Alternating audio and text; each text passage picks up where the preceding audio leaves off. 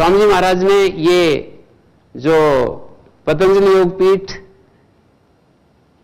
में विद्यार्थियों का और ब्रह्मचारियों का निर्माण का उपक्रम चलाया है, वो ये चाहते हैं कि हम अधिक से अधिक बच्चों को एक स्वस्थ जीवन जीने का तरीका सिखाएं, उनको हमारे प्राचीन ऋषि कैसे जीवन को देखते थे वो बताएं, और स्वयं भी वे अपना अन्वेषण करें कि हम कौन हैं, हमारा असली स्वरूप क्या है, हम क्या चाहते हैं, हमारी मूल मांग क्या है, हमारे कर्तव्य क्या हैं, हम कैसे इस धरती पर प्रसन्नतापूर्वक एक दूसरे के साथ जी सकते हैं, हमारी मनुष्य की कमजोरियां क्या हैं, उन कमजोरियों से पार जाने का रास्ता क्या है, कैसे हम उन कमजोरियों से पार हों। ये सब बातें स्वामी जी महाराज आज के इस नवयुवक वर्ग को सिखाना चाहते हैं।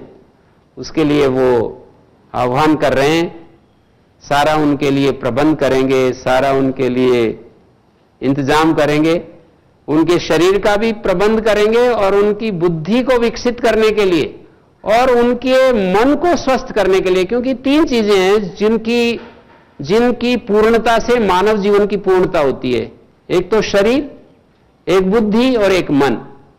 बुद्धि को मैं कह रहा हूं देखने की शक्ति, हमारी जो देखने की शक्ति है वो ठीक हो, और मन जिसको मैंने भाव शब्द से कहा, जो इमोशंस हैं, जो फीलिंग्स हैं, तो बुद्धि देखने की शक्ति है, जो चीज जैसी है उसको वैसा हम देख सके, अतस्मिन स ना हो तस्मिन स हो, जो चीज जैसी है उसको वैसा देख सके, ऐसी सामर्थ्य हमारे अंदर विकसित हो।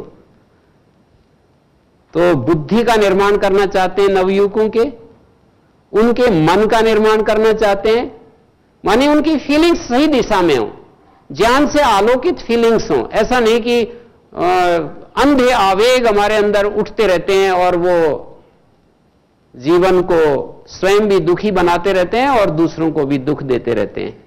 अंधे जो आवेग होते हैं, जिनमें राग और द्वेष मिला हुआ होता है, ऐसे आवेग से ये जीवन, मानव जीवन सुखी नहीं हो सकता है। तो स्वामी जी चाहते हैं कि हमारे भारत के जो युवक हैं, और अब तो आगे वो पूरे विश्व तक जाना चाहते हैं, कि केवल भारत नहीं संपूर्ण विश्व में इस वैदिक विद्या का आलोक फैले और मनुष्य के साथ, मनुष्य प्रकृति के साथ, दूसरे जीवों के साथ और उस विधाता के साथ जिसने ये संसार रचा है, वो अपने कर्तव्यों को समझे, कैसे उनके साथ स्वस्थ जीवन जिए, ऐसा वो चाहते हैं। तो उन्होंने एक बड़ा प्रकल्प अपने मन में संजोया है कि हम अधिक से अधिक बच्चों को ट्रेनिंग देंगे, उनके मन, बुद्धि और शरीर को स्वस्थ रहने की प्रक्रिया सिखाएंगे, और उससे वे इस पूरी धरती को स्वर्ग में बदलने के लिए प्रयास करेंगे। ये धरती स्वर्ग बने, ये धरती माने स्वर्ग एक होता है जो इस धरती से अलग, हमारे शास्त्रों में उसकी चर्चा बहुत होती है, लेकिन प्राचीन काल से ही ऋषि मुनियों से लेकर आज तक जो संवेदनशील और प्रज्ञावान लोग हैं वो ये सोचते आए हैं कि भाई वो स्वर्ग इस धरती पर आए, किसी तरह से ये धरती स्वर्ग बन जाए। तो उसी श्रृंखला में स्वामी जी ने भी वैसा सोचा कि ये धरती स्वर्ग बने। स्वर्गलोक कहीं होता है, वो ठीक होता होगा, लेकिन वो स्वर्गलोक इस धरती पर उतर आए, उसके लिए हम अपनी क्या आहुति लगा सकते हैं? तो उसकी आहुति यही है कि मनुष्य अपने मन, बुद्धि और शरीर, इन तीन घटक हैं, हमारे प्रमुख घटक हैं। शरीर स्वस्थ हो, शरीर कैसे स्वस्थ होगा? उसके लिए खाने पीने, उसके लिए रहने सहने आवश्यकताएं, जो भौतिक आवश्यकताएं होती हैं, उनके द्वारा शरीर का स्वास्थ्य प्राप्त किया जाता है। हमारा जो मन का स्वास्थ्य है वो कैसे बने, और बुद्धि का जो स्वास्थ्य है, बुद्धि का स्वास्थ्य है सम्यक दृष्टि। सम्यक दृष्टि और सम्यक जो भाव है, जिसको मैं मन कह रहा हूं, तो इस प्रकल्प को स्वामी जी ने पूरे देश और दुनिया के लिए विचार किया है। उनके इस संकल्प में कितने सारे सैकड़ों बच्चे सहभागी हो रहे हैं, बड़े योग्य बच्चे हैं। मैं देख रहा हूं जो यहां पढ़ते हैं मेरे साथ, उनका निरंतर एक संवाद होता रहता है, तो मैं उनको देखता हूं कि कितने माने सिंसियर हैं, कितने ईमानदार होकर के वो अपने इस कार्य में जुटे हुए हैं, ईमानदारी के साथ जुटे हुए हैं। तो आगे स्वामी जी आपको निर्देश देंगे, उसके अनुसार आप कीजिएगा। श्रद्धेय गुरुदेव अभी युवाओं का आह्वान कर रहे थे कि वो अपरा विद्या परा विद्या को जाने, स्वयं के बारे में और इस पूरी समष्टि के बारे में समझें और अपने जीवन को निरंतर उन्नत बनाएं, आरोहण पाएं। और यह जो जगत का ज्ञान है, जो भौतिक ज्ञान है, ये ज्ञान भी बहुत महत्वपूर्ण है, लेकिन ये ज्ञान का एक चरण है। पूर्ण शुद्धतम ज्ञान वह है जहां हमारे जीवन में किसी प्रकार की कोई भ्रांति शेष नहीं रहती। ज्ञान वह है जिससे फिर जीवन में कोई दुख लेश मात्र भी शेष नहीं रहता है। अपने भीतर किसी भी तरह की कोई पराधीनता नहीं रहती है, कोई दुर्बलता नहीं रहती है, कोई असमर्थता नहीं रहती है, कोई अपूर्णता नहीं रहती है। तो इस गुरुकुल की शिक्षा दीक्षा में अपरा विद्या के साथ इसलिए परा विद्या को सर्वोच्च महत्व दिया जाता है, उसको सर्वोच्च प्राथमिकता दी जाती है। और उसका अभिप्राय यही है कि हम भीतर की सभी अपूर्णताओं से, भीतर की सब प्रकार की पराधीनताओं, दुर्बलताओं से, असमर्थताओं से मुक्त होकर के मानवीय चेतना के सर्वोच्च शिखर पर आरोहण पाएं, अपने इस सामान्य जीवन को दिव्य जीवन बनाएं। चार तरह के मनुष्य इस संसार में। एक असफल लोग होते हैं जो पशुता में, असुरता में जीते हैं। एक सामान्य लोग होते हैं जो अपने साथ में अपने घर परिवार समाज के बारे में भी सुख पहुंचाने के लिए सोचते हैं। और एक उनसे भी बहुत उन्नत कोटि के पुरुष होते हैं जिनका जीवन शुभ से आलोकित होता है, पुण्य से प्रकाशित होता है, जो अपने और समष्टि का बहुत हित करते हैं। और एक उनसे भी परे जीवन होता है जो केवल भगवान के लिए जीते हैं, जो भीतर से सब कामनाओं से मुक्त हो चुके हैं, अकाम हो चुके हैं, निष्काम हो चुके हैं, पूर्ण काम, आप्त काम, ब्रह्म काम हो चुके हैं, आत्म काम हो चुके हैं, जो भगवान के यंत्र बन चुके हैं, जिनके माध्यम से भागवत सत्ता कार्य करती है, जिनके माध्यम से मानो ऋषि सत्ता कार्य कर रही है। तो जो भगवान के और शाश्वत के प्रतिनिधि होकर के जीना चाहते हैं, उनके लिए है यह गुरुकुल। और इसमें श्रद्धेय गुरुदेव अष्टाध्यायी से लेकर के दर्शन, उपनिषद, वेद आदि जो हमारी ऋषि ज्ञान परंपरा है उसकी शिक्षा दीक्षा देते हैं। श्रद्धेय गुरुदेव के साथ अन्य आचार्यों के मार्गदर्शन से आपको यहाँ प्रकाश मिलता है। बहनों में बहन सविता जी हैं, सुमन जी हैं, साधना जी हैं, ऐसे वरिष्ठ बहनें हैं। और श्रद्धेय गुरुदेव के साथ साथ अन्य महापुरुष आचार्य भवेंद्र जी हैं। और बीच बीच में आचार्य सत्यजीत जी का मार्गदर्शन आगे भी लगभग 2 वर्ष के लिए यहाँ पर वो आ रहे हैं। और ऐसे हमारे वरिष्ठ ब्रह्मचारी जिनका भी व्याकरण आदि पूरा हो चुका है। गुरुकुलीय परंपरा है पढ़ना और पढ़ाना, जो ज्ञान दीक्षा हमने पाई है उससे दूसरों को भी प्रकाशित करना। तो एक बहुत बड़ी श्रृंखला शुरू हो चुकी है। 5 वर्ष पहले ये वैदिक शिक्षा दीक्षा का आर्ष ज्ञान परंपरा, ऋषि ज्ञान परंपरा का अनुष्ठान प्रारंभ हुआ। अभी सैकड़ों ब्रह्मचारी इस अनुष्ठान में सम्मिलित हो चुके हैं और स्वयं को आचार्य कोटि का बनाने के लिए, ऋषिकोटि का बनाने के लिए, माने अपने जीवन में वह दिव्यता लाने के लिए जो एक आचार्य कोटि के, एक ऋषि कोटि के महापुरुष में होती है, उस दिव्यता में जीने के लिए यहाँ एक बहुत बड़ी दिव्य व्यवस्था की गई है, जिससे कि हम स्वयं प्रकाशित हो सकें और अन्यों को भी हम प्रकाश दे सकें।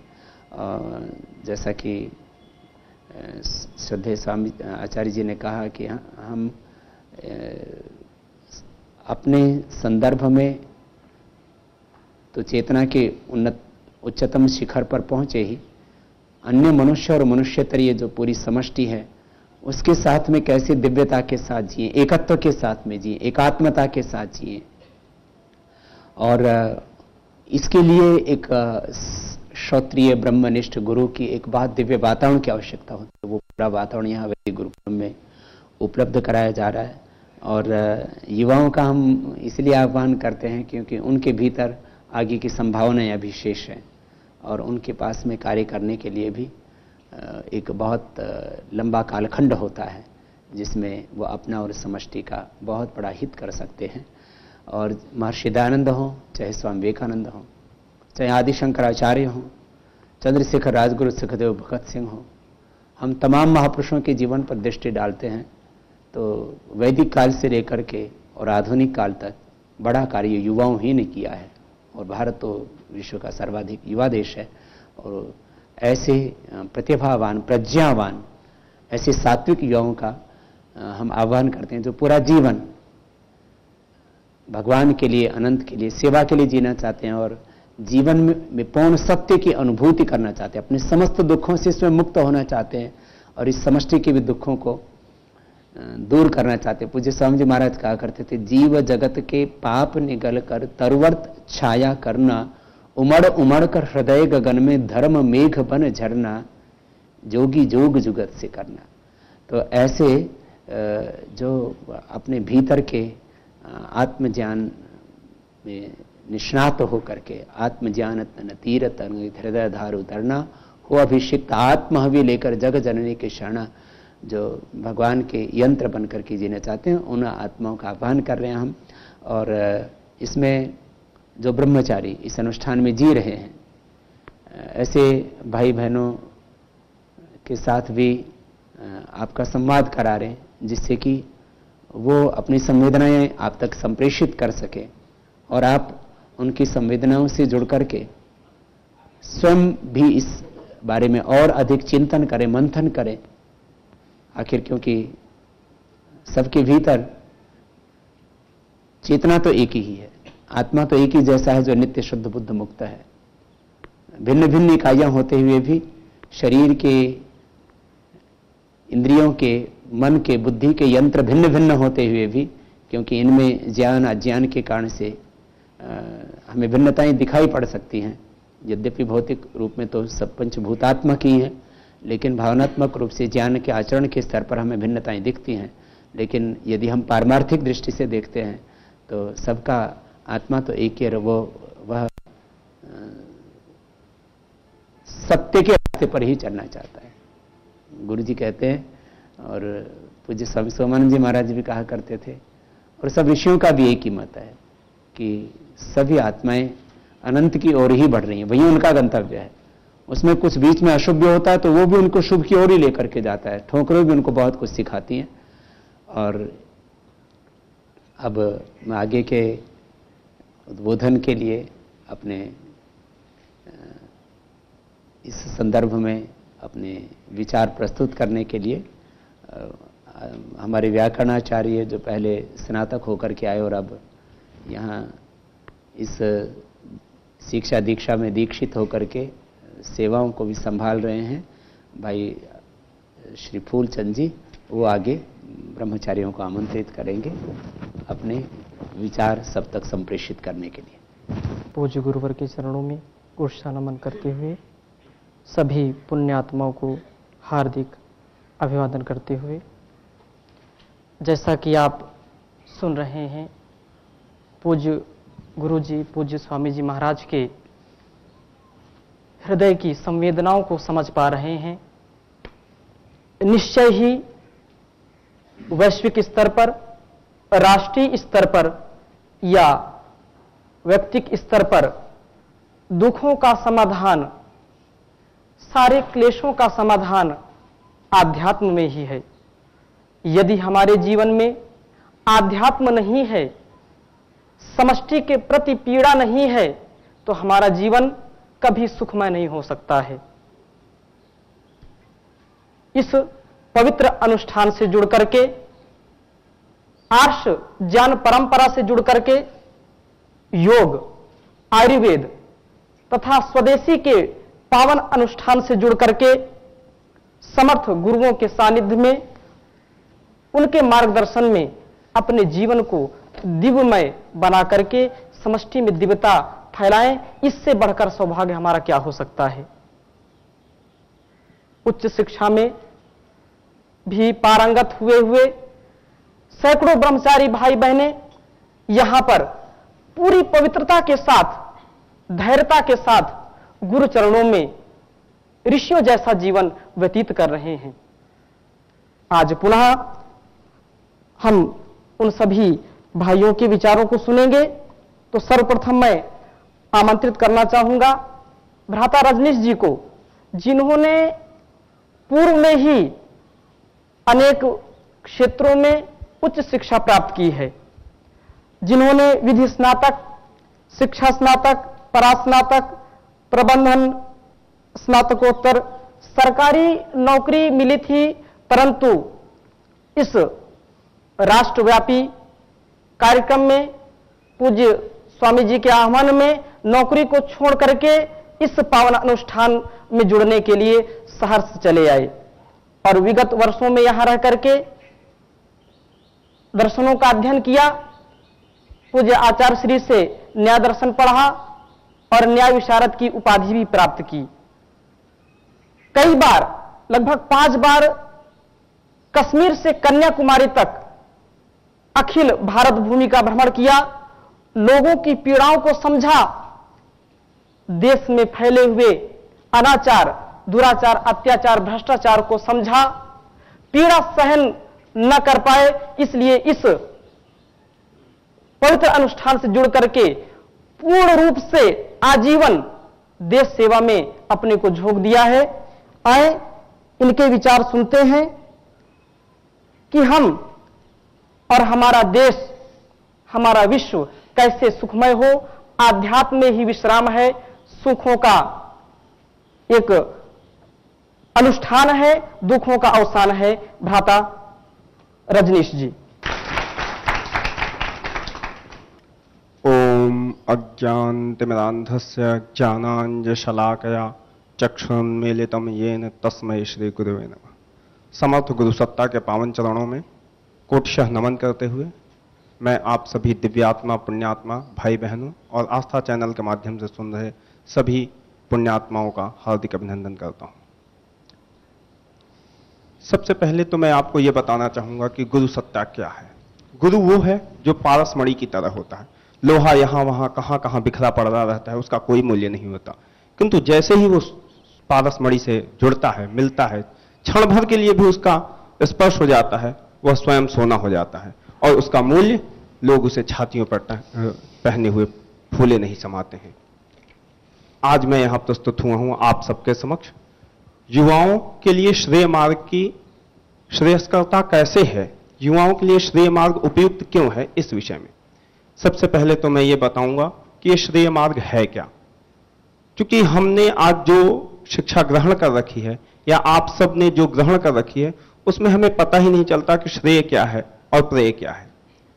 तो श्रेय मार्ग वो है जो हम अपने लिए, अपने परिवार के लिए, समाज के लिए, राष्ट्र के लिए, समष्टि के लिए, एक शब्द में कहें तो संपूर्ण ब्रह्मांड के लिए और इस भगवत सत्ता को इस पृथ्वी पर उतारने के लिए जो जो कार्य करते हैं, जो जो श्रेय होता है, जो जो श्रेयस्कर होता है, वह श्रेय मार्ग के अंतर्गत आता है। यह बड़ी संक्षिप्त परिभाषा है, इसे कोई भी समझ सकता है। श्रेय मार्ग पर चलने के लिए हमें कुछ तैयारियां करनी पड़ती हैं। सबसे पहले मन की तैयारियां। हमें आज ये सोचना होगा कि आज इस पूरे विश्व में, इस पूरी पृथ्वी पर चिरातन काल से आज लगभग 200 करोड़ वर्ष की सृष्टि में जितनी भी क्रांतियां हुई, जितने भी इतिहास बदलने के कार्यक्रम हुए, वो किसने किए? यदि हम एक बार दृष्टि डालें तो हम पाएंगे कि केवल और केवल इस संपूर्ण घटनाओं को परिवर्तित करने के पीछे युवा शक्ति का ही हाथ रहा है। और आज विश्व का संपूर्ण सर्वाधिक युवा अगर कहीं है तो वो इस भारत भूमि पर बसता है। यहां के युवाओं में संस्कार भी है, चेतना भी है, ज्ञान भी है, और वह अपनी इस मातृभूमि के प्रति अपने कर्तव्यों का निर्छावर करने के लिए भी तैयार है। भारत भूमि के प्रति अनेकों शहीदों ने अपनी कुर्बानियां दी हैं। मुझे नाम गिनाने की लिए आवश्यकता नहीं है। स्वतंत्रता संग्राम के दौरान ही 2.5 लाख से ज्यादा लोगों ने अपनी आहुतियां दी हैं, और समय समय पर करोड़ों लोगों ने इस सभ्यता के लिए अपनी कुर्बानियां दी हैं। वर्तमान में हमारे पास यदि इस परंपरा का कोई सर्वाधिक उत्कृष्ट उदाहरण है धूमकेतु की तरह, तो हमारे परम पूज्य स्वामी जी, जिन्होंने इस पूरे विश्व में एक नया कीर्तिमान खड़ा कर दिया है। इस पूरे धरा पर उन्होंने योग को, आयुर्वेद को एक नई ऊंचाइयां दी हैं। वो भी हमारी ही तरह हैं, हमारी ही तरह उनका भी जन्म हुआ है। हम भी वो कर सकते हैं, बस साहस चाहिए, बस मन का एक नया आलंबन चाहिए, हमें गुरुओं का संसर्ग चाहिए। हमें ये सोचना होगा कि आखिर क्या बात थी कि 200 वर्ष पूर्व हमारे इस भारत भूमि पर महर्षि दयानंद जैसे महाविराटकार व्यक्तित्व का अवतरण हुआ। उन्होंने वेदों के ज्ञान को संपूर्ण विश्व में फैलाने का जो कार्यक्रम किया, वो अपने जीवन काल में तो भारत में फैलाए, किंतु उसके बाद उनके शिष्यों के द्वारा, उनके द्वारा स्थापित संस्था के द्वारा पूरे विश्व में वेदों का ज्ञान प्रचारित हो रहा है, प्रसारित हो रहा है। वेद ही संपूर्ण सत्य ज्ञान है, वेद ही ईश्वरीय वाणी है। इस बात को आज हम तो श्रद्धावश मानते हैं, वस्तुनिष्ठता के चलते मानते हैं, और संपूर्ण विश्व भी इसे आज तर्कों पर, प्रमाणों पर मान रहा है। हमें यह देखना होगा कि 1000 वर्ष पूर्व अल्पायु में, मात्र 8 वर्ष की आयु में किसी एक बालक को जिसका नाम शंकर था, उसे क्यों संन्यास लेना पड़ा। पूरे भारत में पग पग भूमि को छानते हुए उन्होंने वैदिक धर्म की पताका गाड़ी, वैदिक धर्म का पुनरुत्थान किया। क्या कारण थे कि इंग्लैंड में पढ़ने वाले, इंग्लैंड में रचने वाले, इंग्लैंड में बसने वाले महर्षि अरविंद जैसे लोग भारत आकर आध्यात्मिकता की पृष्ठभूमि में रच बस जाते हैं, साधना पथ पर। हमें यह सोचना होगा कि ऐसे जो अन्यान्य महापुरुष हमारे सामने हुए हैं, उनकी क्या सोच थी, क्या हम उस सोच को अपना सकते हैं। शहीद भगत सिंह, राजगुरु, सुखदेव, चंद्रशेखर, मदनलाल धिंगरा, उधम सिंह आदि अन्यान्य ऐसे हमारे देश के प्रतापी क्रांतिकारी अगर अपनी जवानी केवल चंद पैसों को कमाने में और चूड़ियों खरीदने में लगा देते, तो क्या हम कृतज्ञ हो पाते उनके प्रति? क्या हम आज अपनी इस आजादी को महसूस कर पाते? यह समय हमारे लिए भी एक क्षण रुक करके सोचने का है। हमें भी यह सोचना होगा कि हमें क्या करना है। क्या धन ही जीवन का लक्ष्य रह जाएगा? महापुरुष हुए हैं हमारे बंगाल में, चैतन्य महाप्रभु, उन्होंने एक पुस्तक लिखी है, उनके संदेशों से संकलित है चैतन्य चरितामृत। उसमें एक श्लोक आता है, न धनम न जनम न सुंदरीम कविताम वा जगदीश कामे मम जन्मनि जन्मनीश्वरे भौताद भक्ति रहे तुकी त्वयि। क्या धन हमारी भौतिक आवश्यकताओं को पूरा कर सकता है? या कितने लोगों की भौतिक आवश्यकताओं को पूर्ण कर पाया है? और मान लिया भौतिक आवश्यकताएं पूर्ण भी हो गई, तो क्या व्यक्ति सुखी हो जाता है? क्या कोई नेता बनकर सुखी हो जाता है? कोई राजा बनकर सुखी हो जाता है? या फिर आपको यह सोचना होगा कि आपने अपनी समस्त इच्छाओं को, समस्त वैषयिक सुखों को, समस्त इंद्रियों को केवल इसी भोग लिप्सा के लिए कुर्बान कर देने की सोच रखी है। अगर ऐसा सोच रखा है और मन में 1% भी संस्कारों के लिए है, देश के लिए है, तो भी रुक जाइए, क्योंकि चिंगारी भी ज्वाला बना सकती है। अभी भी आपके अंदर राष्ट्रभक्ति, देश प्रेम, समाज सेवा को एक महान आकार ले सकता है। हम आज पुनः इस भारत भूमि को विश्व गुरु बनाने की राह पर चल निकले हैं, और वो स्पष्ट दिख रहा है। अभी भारत में उपजे योग को, भारत से फैले योग को न केवल 2, 4, 10 बल्कि लगभग 200 में से 175 से अधिक देशों ने सहमति दी है। ये तो अभी शुरुआत है, ये तो अभी एक अंगड़ाई है। आगे आगे हमें बहुत बड़ा बड़ा काम करना है। किसी कवि ने कहा है, संग्राम जिंदगी है, लड़ना हमें पड़ेगा, जो लड़ नहीं सकेगा आगे नहीं बढ़ेगा। घेरा समाज को है कुंठा कुदीतियों ने, व्यसनों ने, रूढ़ियों ने, निर्मम अनीतियों ने। क्या पार्थ इन क्षणों में व्यामोह में फंसेगा, जो लड़ नहीं सकेगा आगे नहीं बढ़ेगा।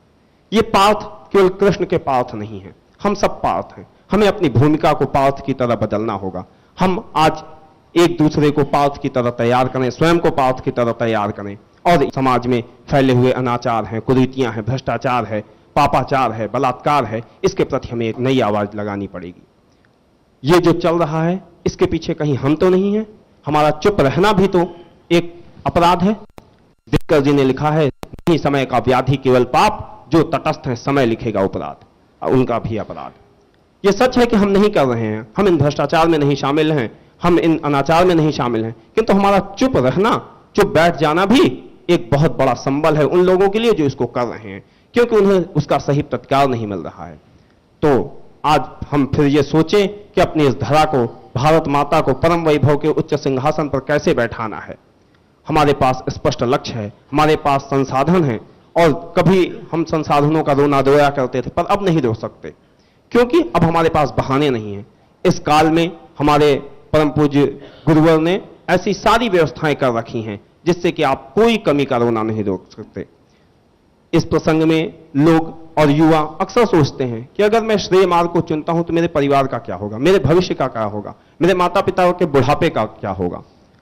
तो हमारे परम पूज्य गुरु जी ने एक पुस्तक लिखी है, जीवन का समाधान। उसमें स्वामी सोमानंद जी महाराज ने एक है कि उनसे कोई युवक पूछता है कि यदि मैं श्रेय मार्ग का पथिक होता हूं तो क्या होगा, और मेरे माता पिता की सेवा कौन करेगा। उन्होंने उत्तर देते हुए कहा कि जिस प्रकार कोई व्यक्ति किसी को पैसे भेजता है, मनी ऑर्डर करता है, तो वो पोस्ट ऑफिस जाता है, सामने वाले व्यक्ति को कुछ दिन में वो पैसे मिल जाते हैं, तो क्या वही पैसे होते हैं जो वो मनी ऑर्डर के समय जो नोट, जिस नंबर का नोट वो देता है? नहीं, पैसे उसे मिलते हैं किंतु कोई दूसरी नोट मिलती है, उतनी धनराशि मिलती है। किंतु ये तो प्रत्यक्ष व्यवहार है, इसलिए हम समझ जाते हैं, अपनी तर्क बुद्धि लगा लेते हैं। किंतु भगवान की जो व्यवस्था है वह अत्यंत सुसंगत है, युक्तिपूर्वक है, और वह इससे भी ज्यादा न्यायपूर्वक है। यदि हम 100 रुपए का कार्य करेंगे तो उसका अनंत गुना फल हमारे माता पिता को मिलेगा। और ये हमारे अपने व्यक्तिगत जीवन में भी पर्याप्त बार पर्याप्त लोगों के अनुभवों में घटित हुआ है।